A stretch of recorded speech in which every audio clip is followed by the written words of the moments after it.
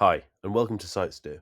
Today we're diving into the potentially disruptive force impacting both industries we cover, construction and climate tech. On Thursday, President Trump announced sweeping global tariffs that are set to significantly alter the landscape of international trade. These aren't just minor adjustments, they represent a fundamental shift in how the US, the world's largest economy, interacts with other countries.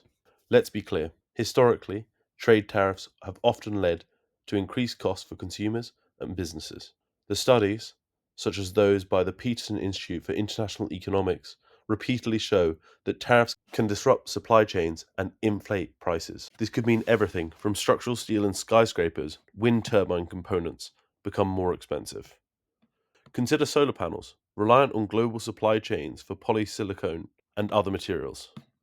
Tariffs on these components could slow down adoption of renewable energy technologies, hindering progress on climate goals. We witnessed how tariffs of 30% on imported solar panels affected the price of renewable projects in certain US states, impacting the market penetration and wide scale adoption of such technologies. With the proposed global blanket tariff of varying rate, these effects are magnified. The very nature of the announcements introduces uncertainty into the markets, which were quick to respond, with trillions of value being lost in just days. Companies currently bidding on projects or budgeting for future projects will have a difficult time establishing costs. A rise in costs on materials could stall projects.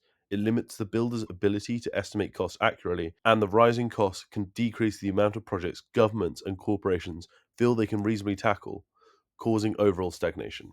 President Trump's announcement of a baseline 10% tariffs on all imports, coupled with significantly higher tariffs on specific nations, creates a complex and potentially volatile trade environment. Let's say a large-scale solar farm project relies on imported inverters from Europe.